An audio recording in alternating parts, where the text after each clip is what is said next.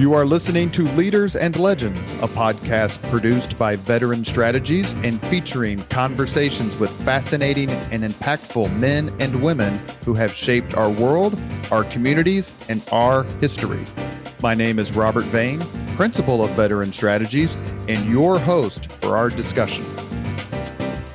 You are listening to Leaders and Legends, a podcast presented by Veteran Strategies, a local veteran public relations enterprise, and sponsored by Girl Scouts of Central Indiana, Garmong Construction, Leaders and Legends LLC, the Grand Hall and Conference Center at Historic Union Station, the McGinley's Golden Ace Inn, and McAllister Machinery, your friendly neighborhood Caterpillar dealer. You may find all your sales and rental equipment needs at McAllister.com. We are pleased to announce our podcast is a member of the All Indiana Podcast Network in partnership with Wish TV. You may find Leaders and Legends at allindianapodcastnetwork.com. Thinking of starting a podcast or need to host a public meeting? Let Leaders and Legends LLC be your partner as you look for new ways to communicate your message. Please contact Chris Spangle and me at leadersandlegends.net. Thank you for joining us on the Leaders and Legends podcast. Our guests today are Deborah Hart Strober and Gerald S. Strober. They are the co-authors of 10 books up to this point, including oral histories of the Kennedy, Nixon, and Reagan presidencies. They are gracious enough to appear on today's podcast on very short notice to discuss their book, Queen Elizabeth II, an Oral History. It was first published in 2002, but was updated and released in May 2022. The book's detailed interviews and insightful accounts range from the very early years of her reign to Prince Philip's death in 2021. Deborah and Gerald, thank you both very much for coming on the podcast. Thank you for having us. Yes, Robert. great to be with you. Well, the book has received rave reviews, a highly detailed royal portrait for devotees of the crown, which I found was interesting. A terrific book. It makes for an immediacy you don't get in the usual biography. There are things I've never read before. That was from Tina Jordan from NBC. First, you've spent a good chunk of your lives obviously studying the Queen and writing these books, both the original version and the update. What are your general impressions of the world's reaction to the passing of Queen Elizabeth II? I was very touched by the fact that although there are Republican influences out there, people are genuinely mourning the Queen's death.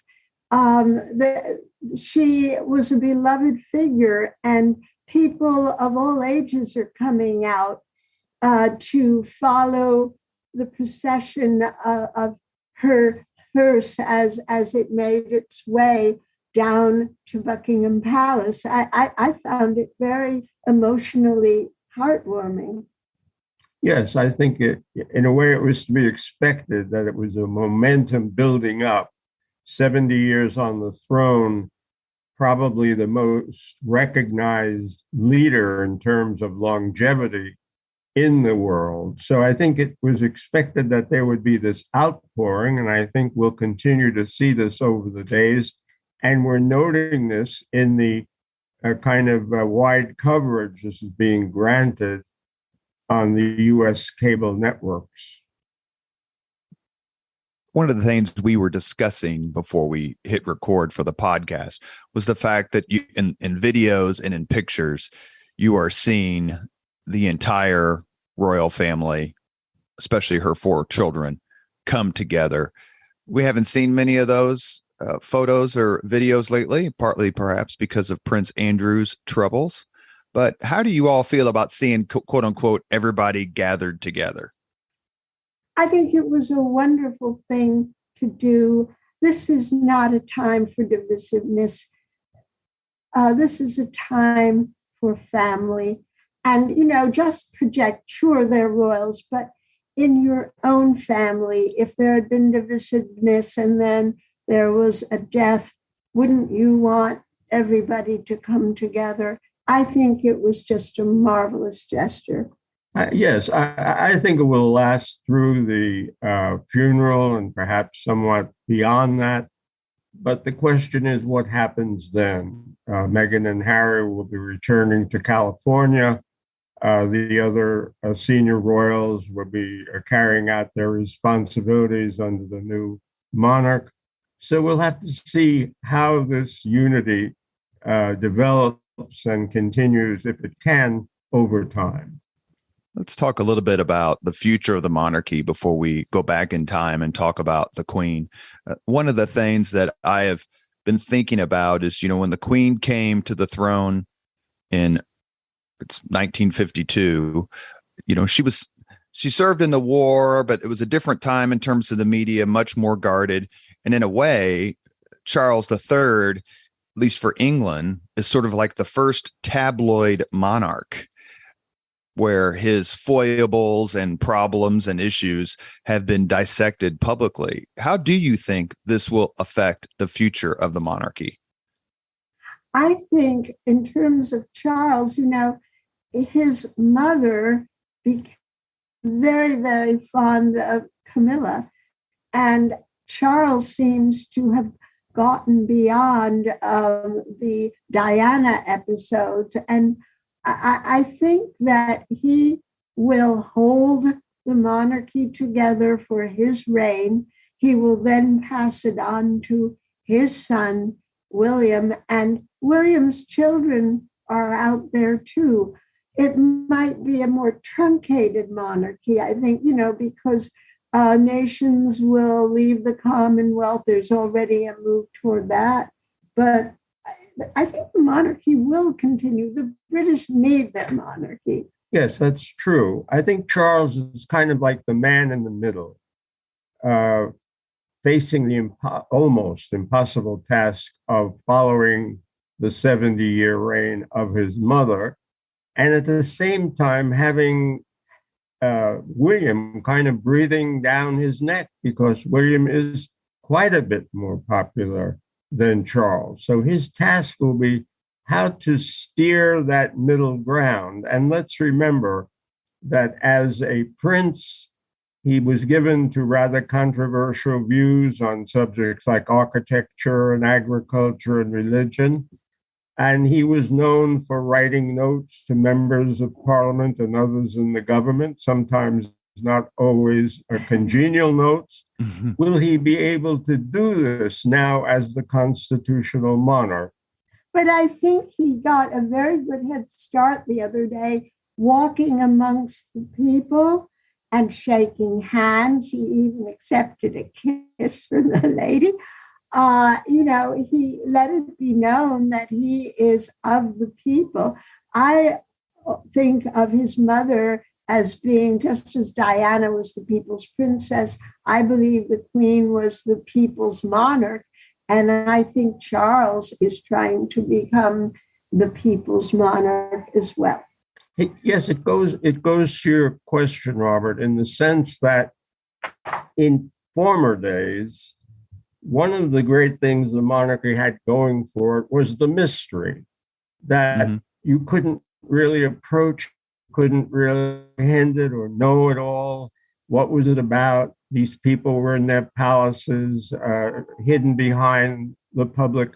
And then during Elizabeth's reign, it became apparent that they had to be more vocal, more open. The Queen in her walkabouts, a palace website, emails, messages in addition to the traditional Christmas message.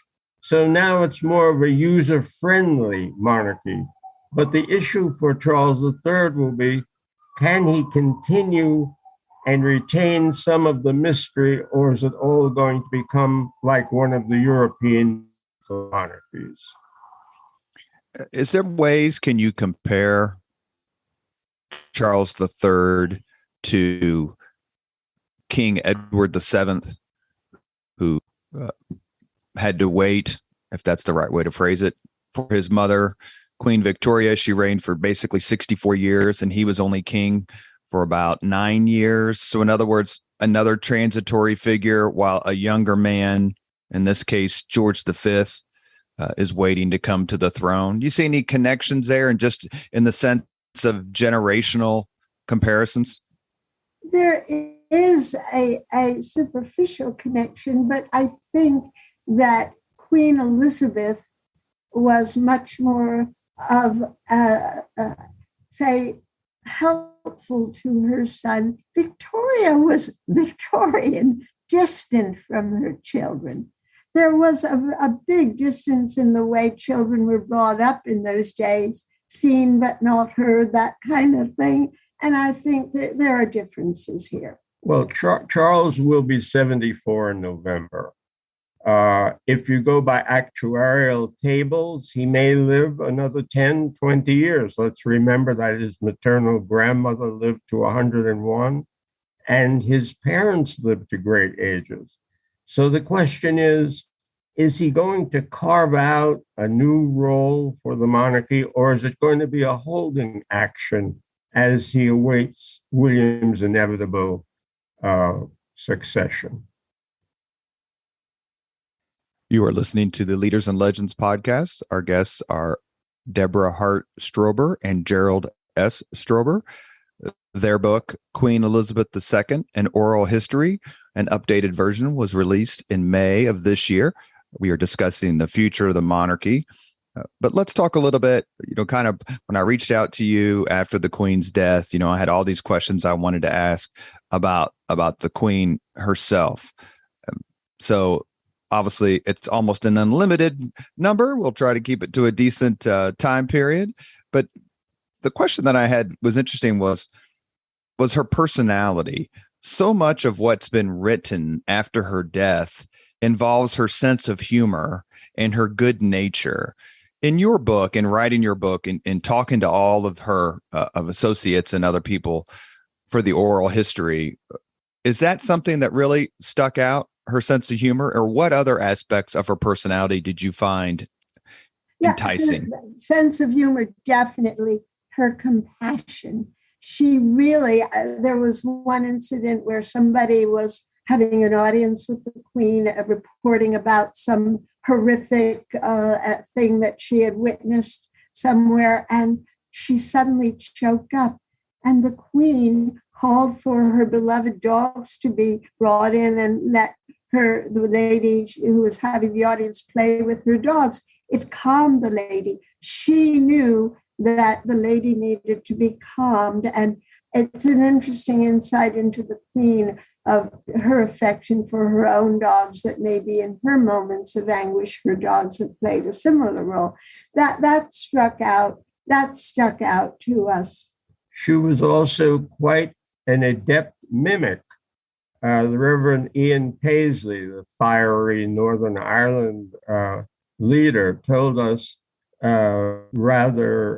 with some great glee and appreciation, well, the Queen does a great mimic of me. That's a form of flattery, isn't it? So she was really making fun of him. Yes, in her private moments, she was not just the stiff person that we kind of saw sometimes in public. We all have our private moments. She certainly had her share of them. Has any British monarch's reign seen more changes in the world, in the Commonwealth, than Queen Elizabeth's?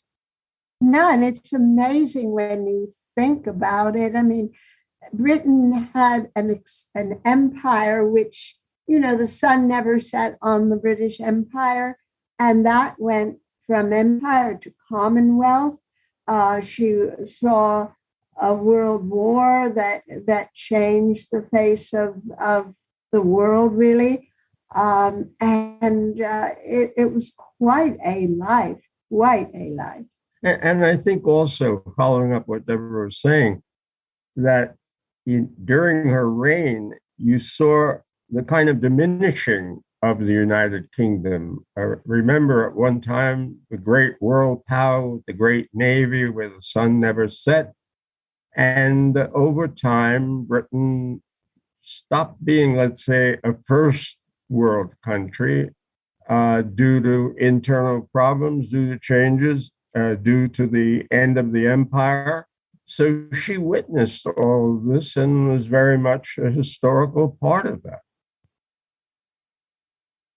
Winston Churchill once described Elizabeth when she was just 2 years old as, quote, a character. She has an air of authority and reflectiveness astonishing in an infant. Her strong will and her strong sense of character and her true religious devotion are aspects of her personality that have been remarked on considerably in the last week or so. What do you think of Mr. Churchill's quote, and do you think he was accurate? Absolutely. Somebody was showing videos of the Queen when she was 2 years old, pushing a little doll carriage, and she rammed it up against a wall. And instead of stopping, she went back a little and then rammed it up against the wall about 3 or 4 more times. Persistence, and the Queen looked at herself doing that and said, my goodness, I was stubborn, wasn't I? Yes, and she also, interestingly enough, had a great sense of detail. We were told before a state dinner, she would come down to the dining room and make sure that every plate and every glass and every utensil, all the cutlery, everything was aligned in the right place before the event was able to begin. A perfectionist. Yes. Much like Queen Victoria, Elizabeth wasn't expected at birth to ascend to the throne. Queen Victoria only became queen in 1837 after the death of William IV. He had no heirs. And much like that, Elizabeth became queen upon the death of her father, George VI, who only became king after the abdication of his brother, Edward VIII. Do you find that it's interesting that these two women who shaped their age both kind of came to the throne, perhaps you could say by accident, but that didn't mean they weren't trained to be the monarch? How did Elizabeth, as a child or teenager, react to the fact that she was going to be the monarch after the passing of her father? It's fascinating. You say that if you look at the profiles of Queen Elizabeth and the young Victoria, they have a very similar physical profile, which is interesting to me. But I think that the Queen benefited from the fact that until she was 10 years old, she wasn't destined to be queen. She lived a more normal life, more family life, which helped her become maybe more human and humane. Victoria was still a product of her own age, a distant mother. And what was important in Elizabeth's life was the closeness of the family. Her father, King George VI, used to talk about we four, meaning himself, his wife, the Queen, and the 2 daughters, Elizabeth and Princess Margaret Rose. So he was able to tutor his daughter, to give her a sense of duty and responsibility and how to act in difficult situations and how to relate to the parliament and to the people. So she had a great advantage of having this closeness of family and a loving relationship with her parents. And in contrast, I believe, to Queen Victoria, who would refer to her and her husband, Albert, as we two. Yes. Exactly. And her Victoria's children suffered from the distances. Certainly Edward did. And he had a very, very brief reign. He was almost a tragic figure, if you will. And, it's also interesting in Charles, in that first televised speech he gave, talking about how he was going to fulfill the sense of duty that his mother had displayed and exhibited over her long life, the pledge that she had made in South Africa at age 21, to serve the people, that this is something that was, I think, she picked up from her father, the reluctant king who didn't expect it, didn't want it, but served with great dignity. And remember that during World War II, how the king and his queen rallied the British people in extremely difficult circumstances. So I think she picked up from her parents, and especially from her father, this sense of responsibility and duty, and keeping a stiff upper lip, as the Brits would say. How would you describe her education? I mean, the British monarch's education tended to be somewhat inconsistent, but yet it appears based on what I've read that her parents, Queen Elizabeth and George VI, went out of their way to make sure that she was prepared for the role she was eventually going to inherit. Absolutely, they did. And over the years, she met every important leader, Americans, Europeans. She gathered so much knowledge that she ended up teaching her prime ministers. They'd come in for their audiences, and although their weekly audiences, and although they're not allowed to say what went on, several of them told us that they learned so much when they'd come in for their weekly audiences because the Queen had accumulated all this knowledge just from existing and being and observing. Yes, it's like someone once said, well, this person is self-educated. And the response was, the key word there is educated. And she had a kind of on-the-job training over all of these years, from the very beginnings of her coming to the throne in 1952 through years of learning. Almost every day was a learning experience. And I think Prince Philip, who was, by the way, the love of her life, and I think he gets a bad rap in certain circles, but he educated her. He came from a different milieu, and I think he contributed to her, say, worldliness, perhaps. Sure. Let's talk a little bit about World War II. Princess Elizabeth famously served as a mechanic and a driver during the war. But she also gave a radio address in 1940 when Britain stood alone and was suffering from intense bombing by the Germans. I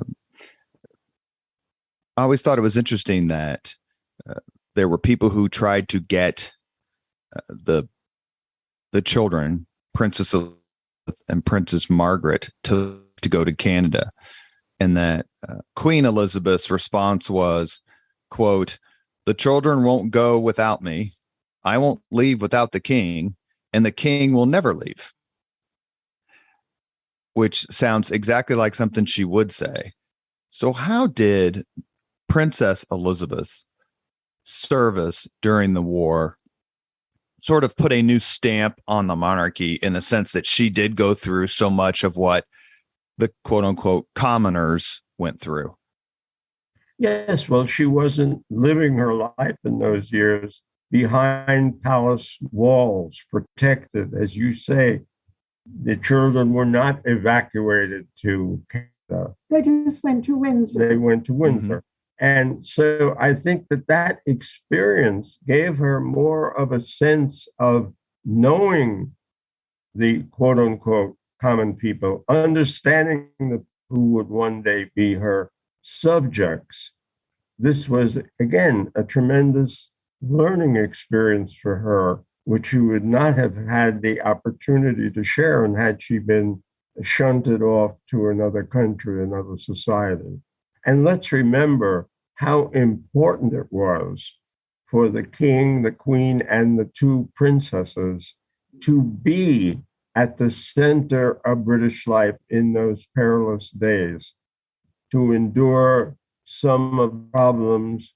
Remember, it was famously said that King George would have a bath once a week in about 1 inch of water. So while they still had their life of great privilege, they also were identifying in some way with what everyday people were living with. And I'm jumping ahead a little bit, but after the war, when Princess Elizabeth was going to be married and needed a beautiful wedding dress for the occasion, she wasn't just given a couture coming in and designing it. She had rations because Britain was on austerity, post-war austerity. She had a ration book. She had to get her fabric from her rations, her clothing rations. And I think, again, you mentioned the war, World War II, the pivotal role that the monarchy played, not only in rallying the British people, but in setting an example for the Western allies in those really dark days, and how respected the king was. There is this account of, in 1944, 1 month before D-Day, the allies had their final dress rehearsal and presentation of the battle plan. It was held in a school in London with all of the senior general and flag officers of both the British and US armies present. And everyone was in the room, gathered in the room, Churchill at the front, and the doors opened and the king walked in. And suddenly the entire audience stood as one person. As heir to the throne for her father, George VI, why wasn't Princess Elizabeth made Princess of Wales? That is an interesting question. Really, we never covered that actually in our investigations. But it's interesting, you mentioned Wales, that when Charles, in his speech the other day, mentioned that he was making William Prince of Wales, there were some nationalists in Wales who said, what right does he have to appoint the Prince of Wales? Did he mention Longshanks and say Edward I is the reason why I have the power to do so? In the sense that it leads me to another question, that is sort of the rigor and the relations and, to some perhaps the stultification of life because of the protocols of royal existence. How did Princess and then Queen Elizabeth perhaps broaden that to a certain degree?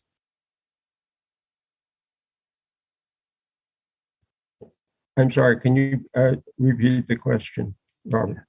Sure. So much of when you read about royal families, whether it's England or Russia's or, the other dynasties and monarchs of the early 20th century and before, one of the things that comes through is how everything is so regimented and, we can't do that. And that's not part of the protocol. Did Queen Elizabeth or Princess Elizabeth do anything, in your opinion, to sort of push those boundaries away and make it a little less stuffy? Yes, I think it was due to the demands of the modern world, the media, the tremendous British, especially tabloid print world, and then the advent of television, the advent of the internet. The monarchy had to change. It had to adjust. Fortunately, there was a sovereign who was able to adjust. It took time. It wasn't simple. It wasn't easy because, again, they had to maintain, if possible, some of the mystery. But he had Prince Philip who came in, and he had been a naval officer. He wanted a clean house, modernize, get rid of this thing and that thing. And he really deserves a lot of credit for getting rid of a lot of the extraneous things that were going on in the, and he was very, very, very helpful to her in that respect. That's actually right into my next series of questions. As odd as it may seem now, her marriage contemporaneously to Philip of Mountbatten, as he was known, was not without controversy. How did they meet as children? Please, if you can, describe the courtship and what were the controversies that attended their marriage? Well, they met when the Queen was 13 years old. For her, it was love at first sight. He was very dashing. He looked like a Greek god. He was a Greek prince.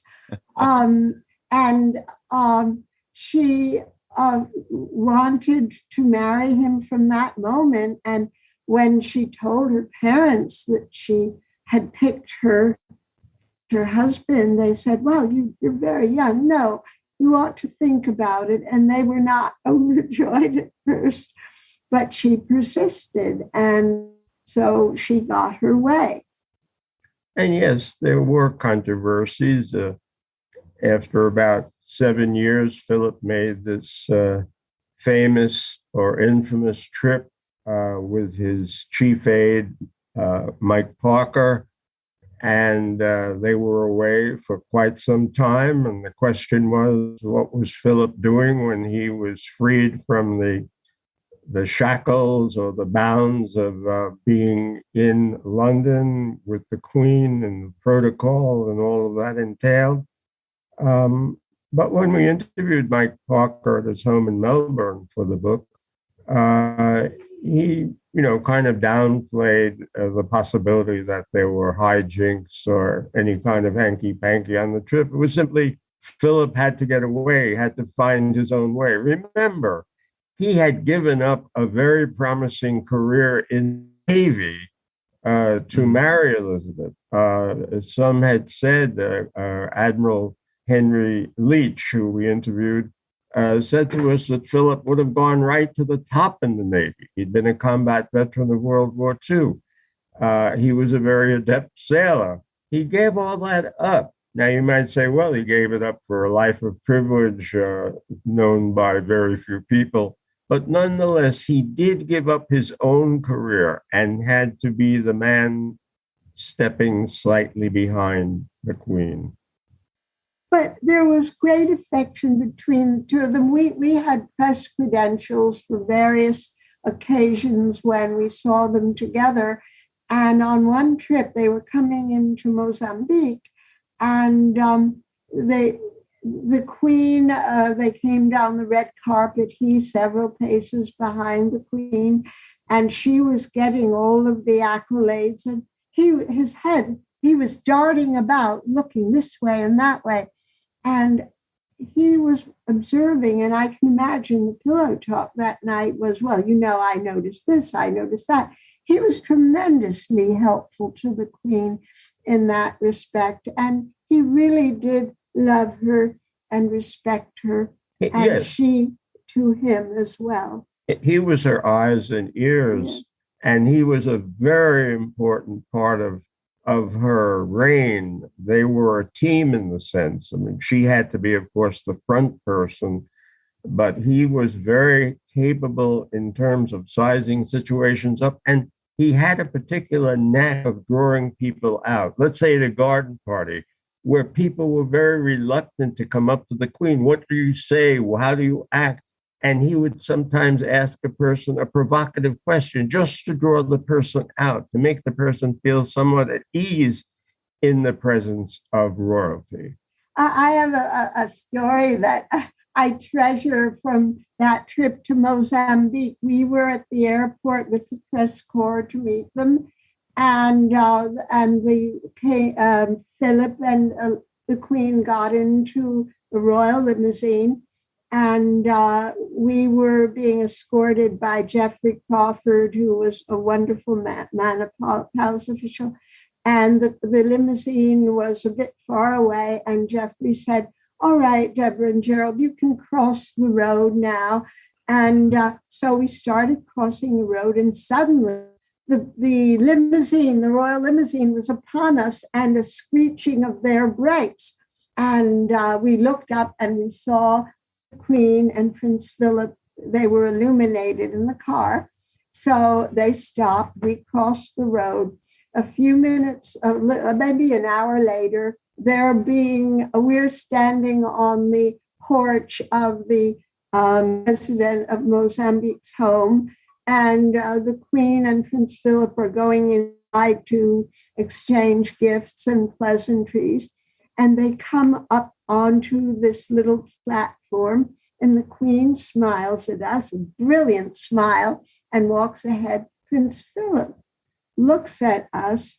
He grabs my press credential, looks at it for a minute, looks at me, and gives me a look as if to say, "So you're the people we almost killed." He was a mischief. He really was. You are listening to Leaders and Legends, a podcast presented by Veteran Strategies, a local veteran public relations enterprise, and sponsored by Girl Scouts of Central Indiana, Garmong Construction, Leaders and Legends, LLC, the Grand Hall and Conference Center at Historic Union Station, the McGinley's Golden Ace Inn, and McAllister Machinery, your friendly neighborhood Caterpillar dealer. Our guests today discussing the life of Her Majesty Queen Elizabeth II are Deborah Hart Strober and Gerald S. Strober. Their book, Queen Elizabeth II, An Oral History, was first published in 2002 and was updated just a few months ago and republished in May 2022 to, of course, terrific reviews. Tell us a little bit, please, about writing the book. I mean, whenever you want to approach someone and ask them to talk about somebody prominent, you know, the reactions and the willingness to talk freely can vary from person to person. What was it like to talk to these folks about the Queen?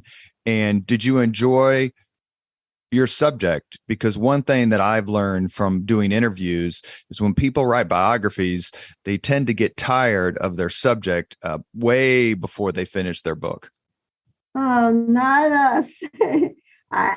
Well, we were very fortunate. The palace was approached. We went to see, I believe her name was Penny Russell Smith, in the palace, the press person in the palace, and told her what we were doing. And we wanted to let them know that, you know, we were going to do it. And she said the Queen would be informed. She wouldn't tell people necessarily to talk to us, but she wouldn't tell people not to talk to us. So, in other words, the palace was not going to refuse access, like if, you know, somebody called and said, "Should I talk to these people?" So we were very, very lucky. And the palace helped us with Yes. securing some interviews.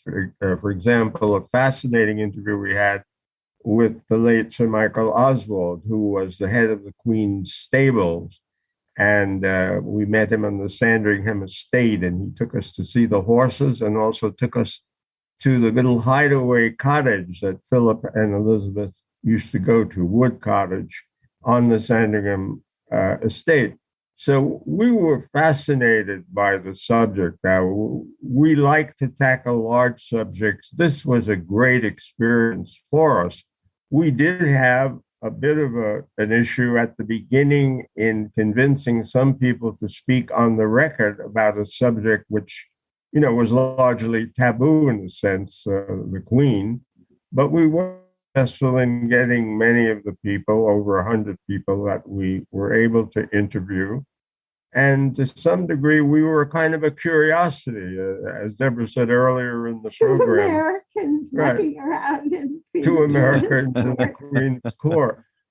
We also had one other kind of funny situation. For our various trips to conduct interviews in England, we stayed in a place at an address at 10 Downing. 10 Down Street. Just off Piccadilly. And so when we would ask people if they would like to come to our apartment for the inn, and they say, "Where are you?" And we would say 10 Down Street. And some of them got, "What? You're at Downing Street?" No, we're at 10 Down Street. But, you know, we did have a few negative things, and my tactic with people and we had used it in other books too, was, well, you maybe you want to talk to us because you don't know what some people are saying about you. Don't you want to give us your view of this? And then they say, yes, we'll talk to you. And I don't know if this has been your experience, Robert, in interviewing, but our experience has been for a number of our books is if someone says no initially and you really want that person, keep trying, keep If you trying. don't succeed at first, try. Right. We had that experience with Sir Edward Ford, who had been assistant private secretary to both King George VI and to Elizabeth, and who played a crucial role in that moments after it was discovered that King George VI had passed away. And he was very reluctant to speak with us. And then we kept writing to him and writing. Maybe we wore him down. And one day we got a letter saying, okay, come and see me. And it was a great interview. Yes. So you have to keep trying with people. You just have. And we also, by the time we did the monarchy book, we had the benefit of having done our presidential oral histories in America, 3 of them, and the Dalai Lama and so on. So, we had a bit of a track record there. So we weren't completely unknown. George VI, the father of Princess Elizabeth, died in February 1952 while Princess Elizabeth was in Kenya. Is it true that her decision to retain the name Elizabeth as monarch, she can choose any name she wants, created drama and resentment in certain parts of Great Britain? We did not hear that. That was her given name.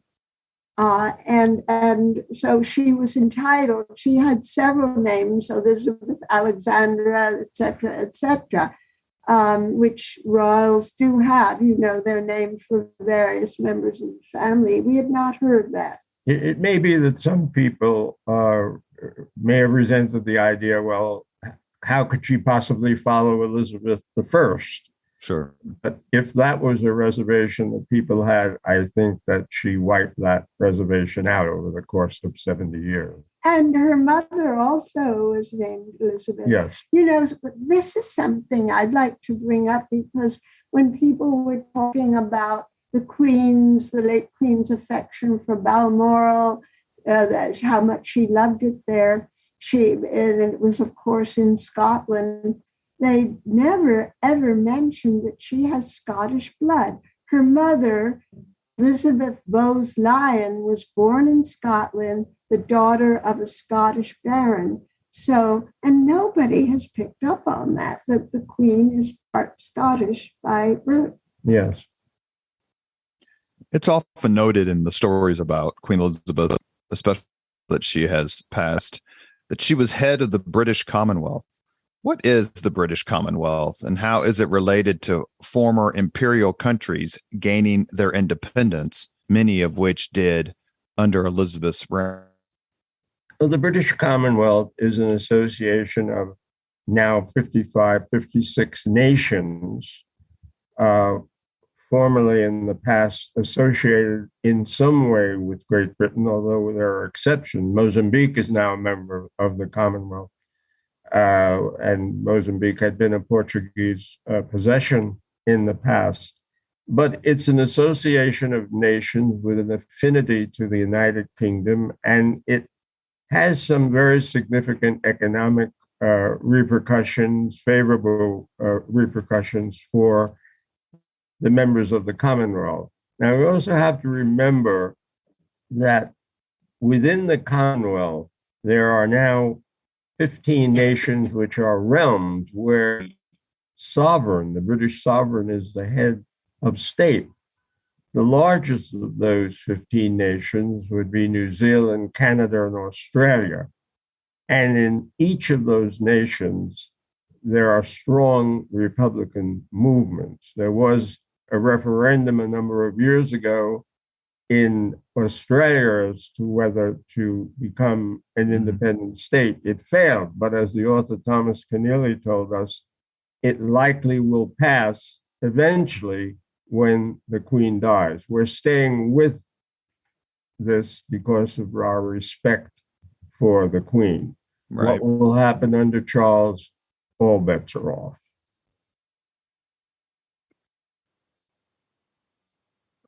A few minutes ago, when we first started talking, I mentioned Winston Churchill, and we kind of talked about prime ministers for a little bit. She had 15, if you count Harold Wilson twice, just like here in the States, we count Grover Cleveland twice as president. What were her relationships or interactions like with them? I mean, the British monarch has got a whole lot of it's the seat of all authority, yet they don't have a lot of power. And so there's a sense that the monarch has to be above politics. Was Queen Elizabeth above politics? And specifically, can you talk about her relationship with Margaret Thatcher when she became prime minister, the first female prime minister in Britain's history? Well, first of all, the Queen reigns, she doesn't rule. Margaret Thatcher, there was some tension there. She didn't always agree, although from all indications that we've had from our interviewees, the Queen tended to be conservative in her outlook.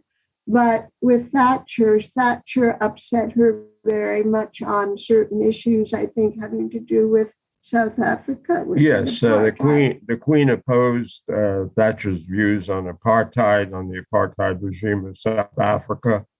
I think also the chemistry between the two of them was not good at all. Shall we say? The Queen had an excellent relationship, for example, with John Major, who soon after he left the role of prime minister was made a member of the Order of the Garter, the highest rank of chivalry that it is for the Queen to bestow on a subject. So she had varying relationships. She was fond of Harold Wilson.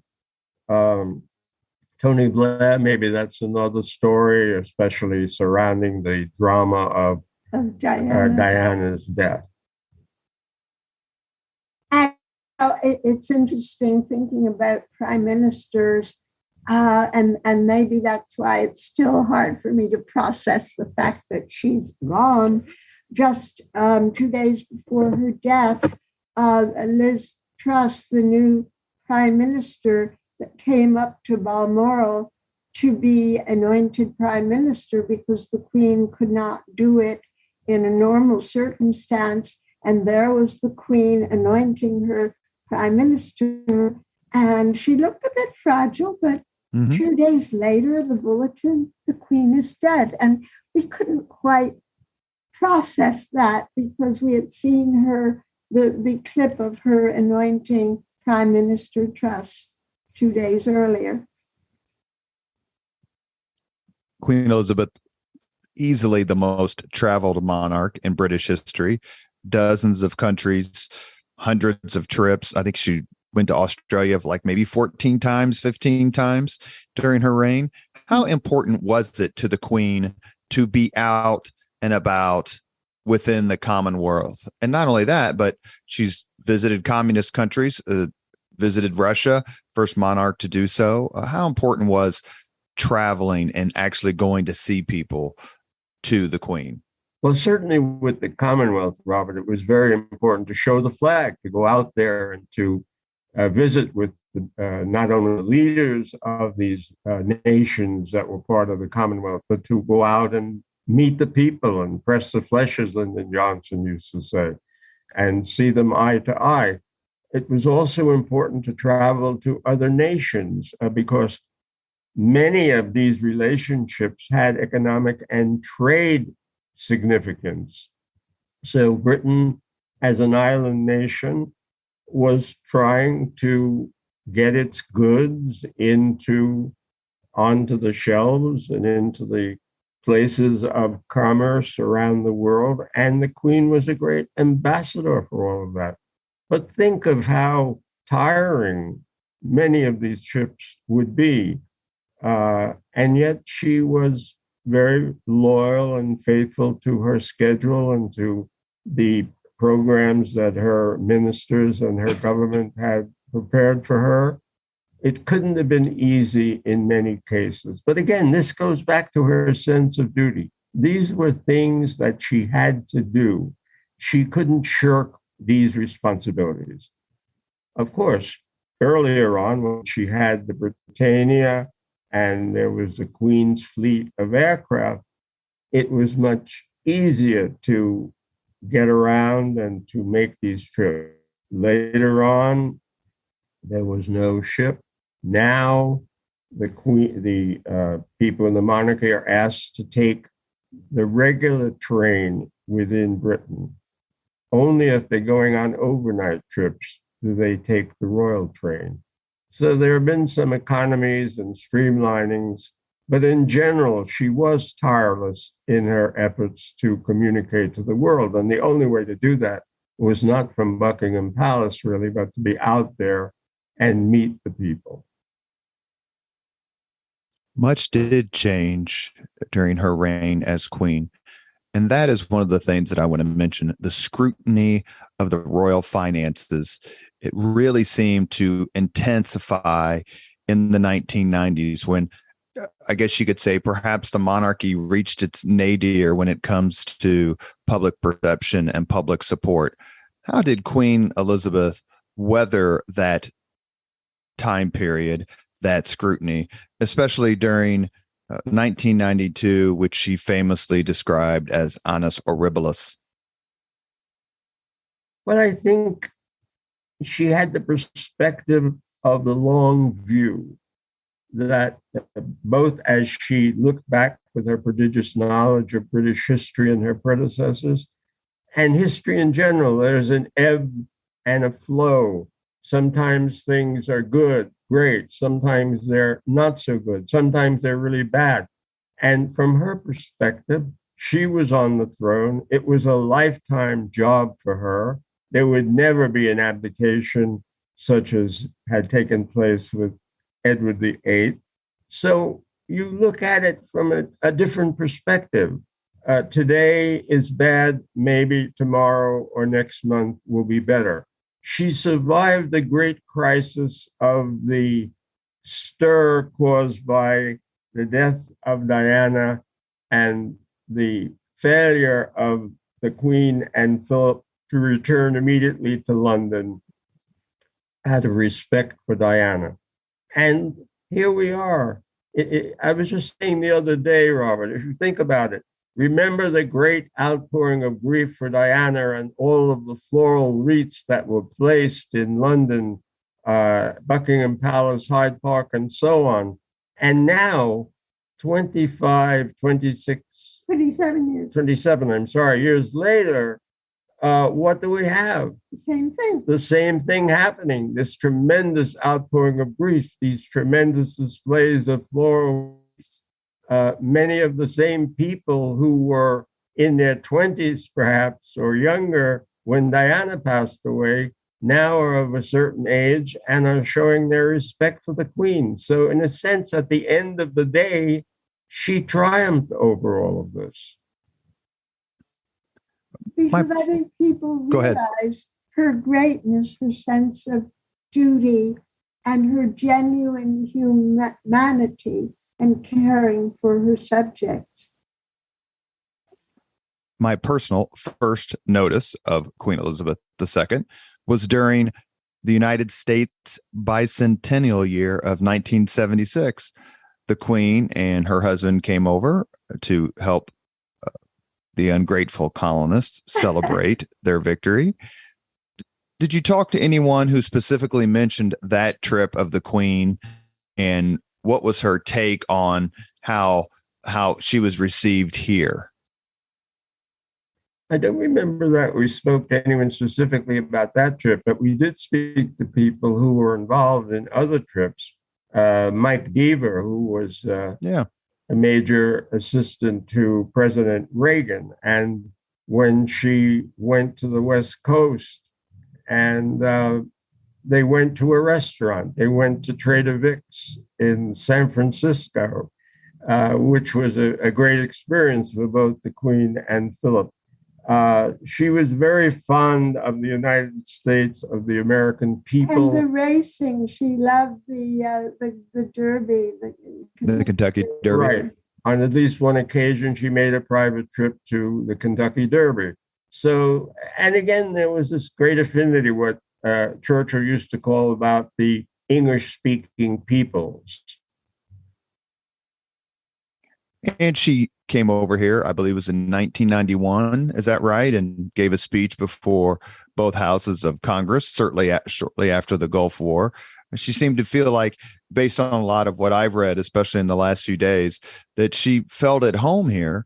I remember reading a specific article written by someone connected to I'm going to say the Reagan administration, but certainly part of the Reagan, quote unquote, revolution, who said that the Queen and Ronald Reagan had a specifically strong relationship.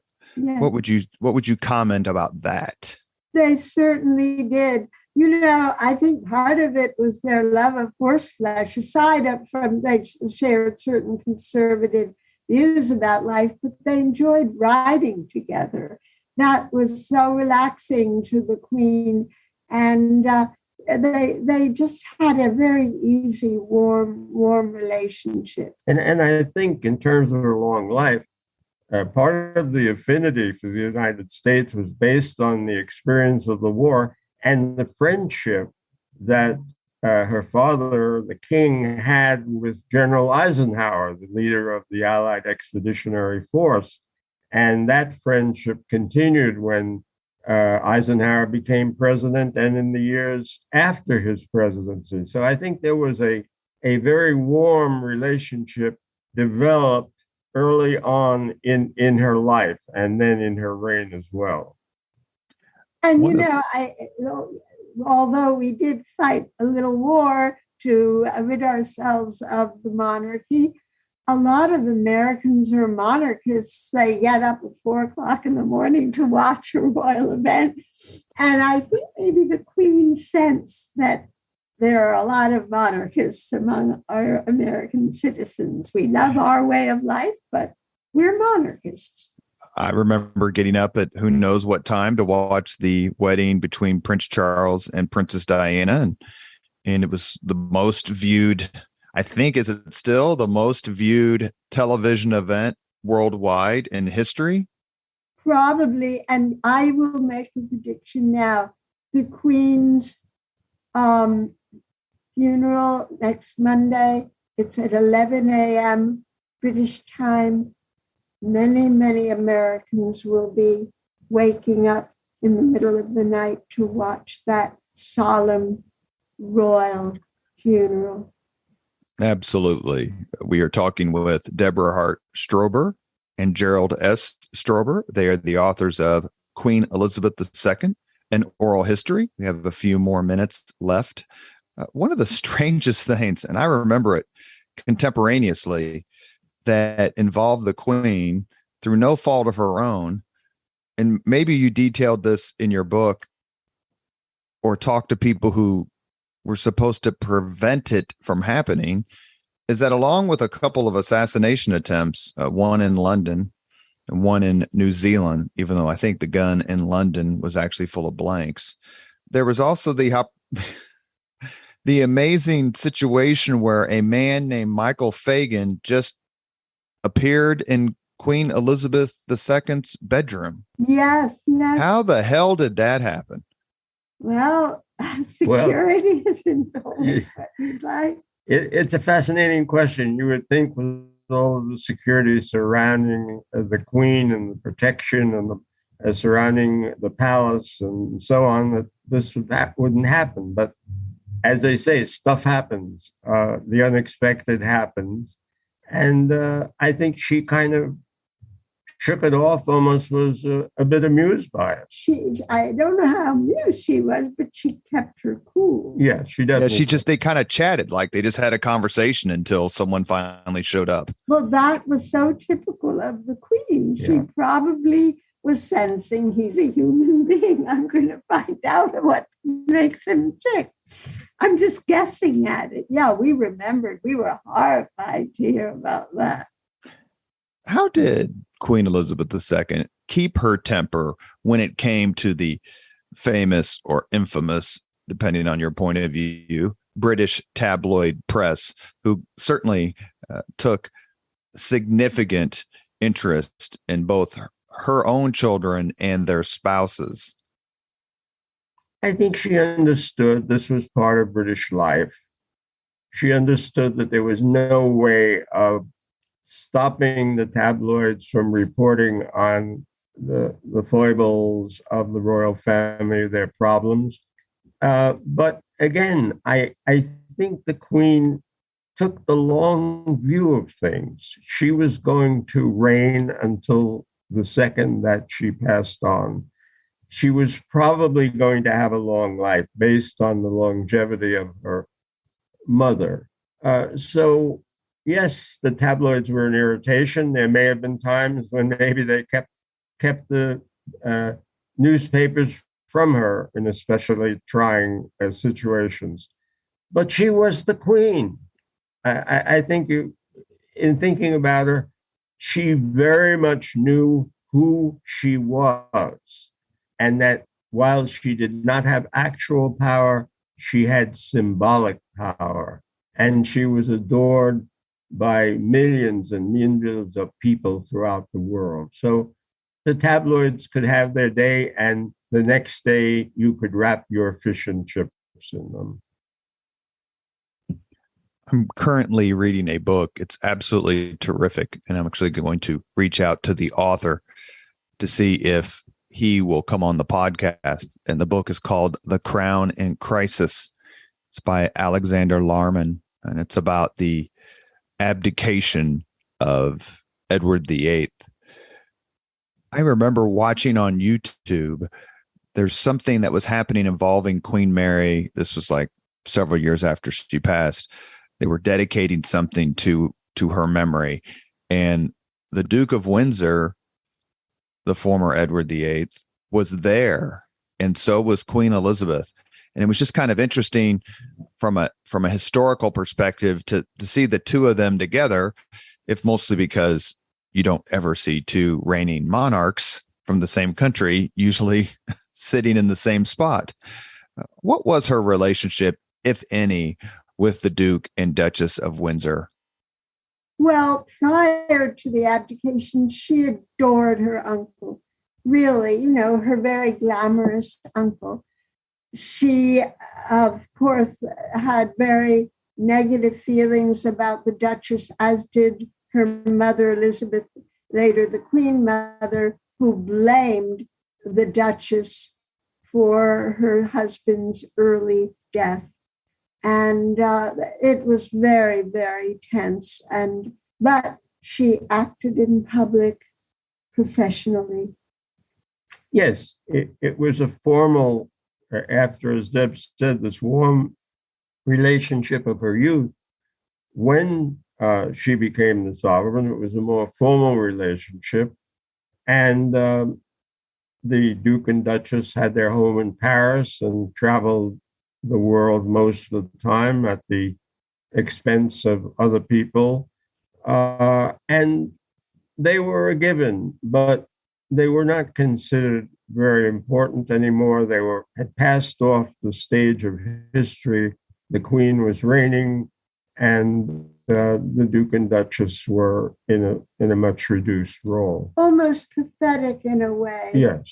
And he was a traitor early on. He and the Duchess met with Hitler, and there was a plot afoot to, if Britain were conquered, that they would arrest King George and replace Edward on the throne. So, he was not a nice person. Yes, the terrible picture, I think that's the best way of saying it, of the Duke and Duchess of Windsor shaking hands with Hitler in 1937 is probably one that they could never have lived down. We were talking a few minutes ago about the tabloid press, and in many ways, the first sort of royal concentration when it came to the press was Elizabeth's sister, Princess Margaret. They had a complicated relationship, for sure. But how do you describe their relationship in your book? Well, I think they were very close. They were very close. And unfortunately, Margaret created or precipitated a crisis for the Queen and the government to have to deal with. And they got through this also, although there were recriminations on all sides. But Princess Margaret realized that while she was in love, presumably with Captain Townsend, to marry him, she would have to give up her status as a princess. And she was weighing one against the other and ultimately decided she would not give up that role. But I think their relationship was one. They were sisters. They loved one another. Yes. And Margaret Rose looked up to Elizabeth. Very much so. Yeah. Is the one word you would want? I mean, there's several words, right? But one word you would use to describe the British monarchy is resilient. Because one of the things that's coming through in this interview is how the monarchy or the monarch encounters difficulties and problems, but yet they're able to overcome them. What makes the British monarchy so resilient? I think tradition, longevity. It is the oldest monarchy in Europe that we know of. It's weathered. The removal of a king, Charles I was executed, and then you had Cromwell, but then you had the Restoration. And since that moment, there has just been, it's here to stay. There's never going to be another royal execution or another Cromwell. It's there to stay, no matter what. Yes, and I think part of it is the determination of the monarch not to be the last one, not to preside over the dissolution of the establishment, this historical institution. So I think you're constantly on your guard to protect and to do everything you can to preserve the institution of the monarchy. And there, I think you also helped by the people. A number of people have said to us over the years, okay, there's a Republican movement in Britain. They want to get rid of the monarchy. What do we replace it with? Can you see Britain with a president? No, and Buckingham Palace is a hotel.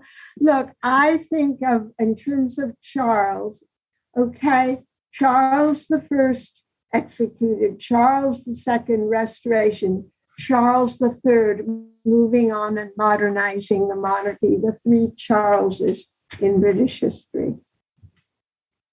How did Elizabeth cope with the death of Prince Philip in 2021? They were married for 73 years, and there's that poignant picture of her sitting by herself with her mask on. Yeah. Look, he was the love of her life throughout, no matter their separation for a number of years or all the travail of a normal marriage. He was the love of her life. She missed him terribly. And she went to her death still missing him. And I don't think she ever got over it. When you love somebody that much, you can move on, but you never get over that. Yes, he was very much her rock, the one person that in the privacy of their lives she could communicate with, she could commiserate with, she could learn from. Look, he was in many ways an insensitive person, a person of a different age, a different time. But he had a great feeling for young people. He created scholarships.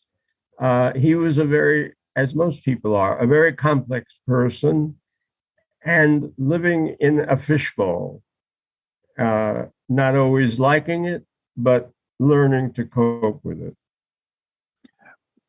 A last question, and I was going through my notes and I was typing out my questions and doing my preparation for the podcast.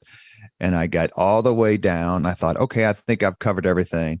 But I almost made a grievous error in which I would have forgotten to ask you about, of all the things that we associate with Queen Elizabeth II, perhaps at the top of the list is her love of Pembroke Welsh corgis.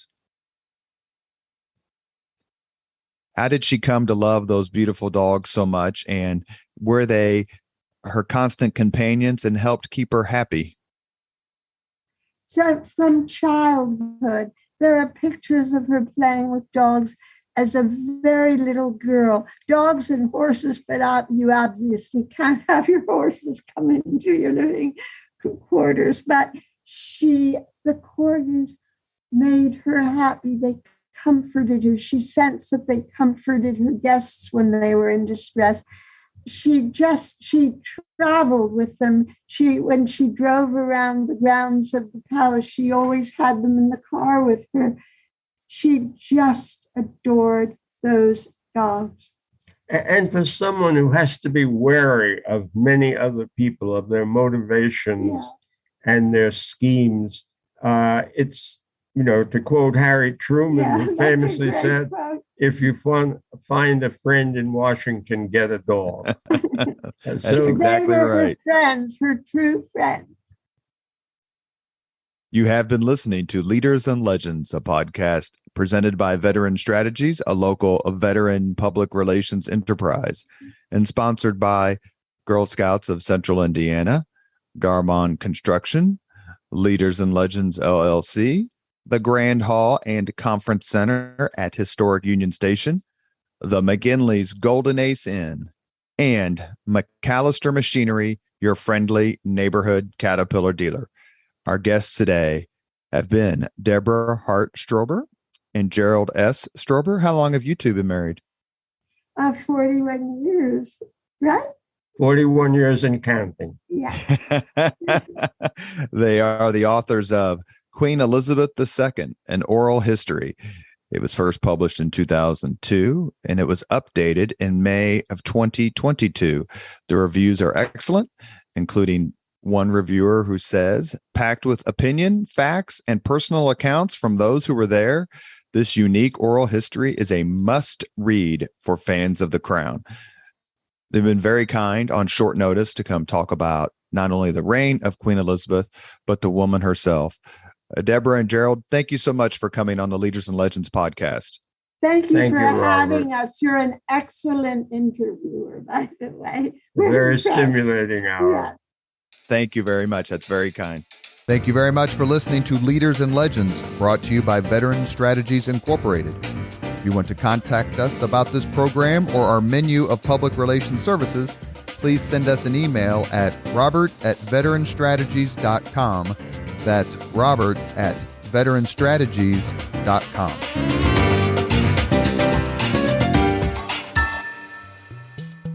This podcast was produced and edited by Chris Spangle and Leaders and Legends LLC. If you're interested in starting a podcast or taking yours to the next level, please contact us at leadersandlegends.net.